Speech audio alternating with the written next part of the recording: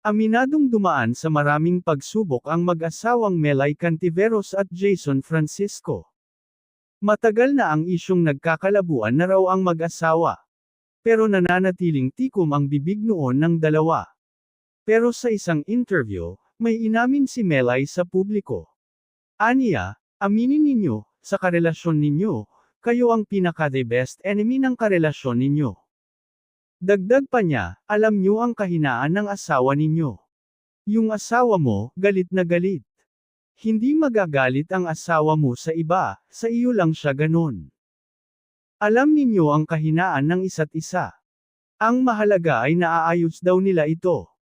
Ayon pa kay Melay, pag mag-asawa kayo, pwede kayong magkaumayan sa isa't isa. Sino ba ang hindi mauumay? Sino ba hindi mauumay sa mukha namin minsan? Respeto lang, magpalamig muna tapos okay na. Idiniin din ni Melay na hindi dapat mag-assume ang ibang tao, na kapag nag-aaway ang mag-asawa ay hiwalay na ang mga ito.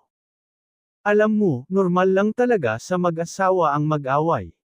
Huwag tayong magsalita sa mga mag-asawang nag-aaway na hiwalay na sila.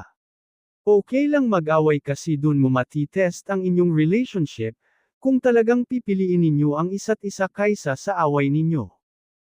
At ngayon, nagsalita na si Pinoy Big Brother host Melay Francisco, kaugnay sa isyu ng panloloko umano sa kanya ng mister niyang si Jason Francisco.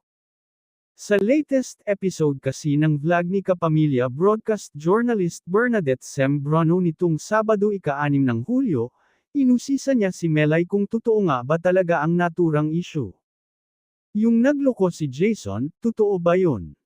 Hindi Miss Bernadette, mabilis na sagot ni Melay. Yan ang problema sa online. Hindi kami nagre-react. Pinagtatawanan lang namin. Hindi mo talaga maiwasan dahil hindi naman nila alam. So gagawa sila ng, kasi gwapo naman si Jason iisipin nila, nagloko to kasi si Melay pangit.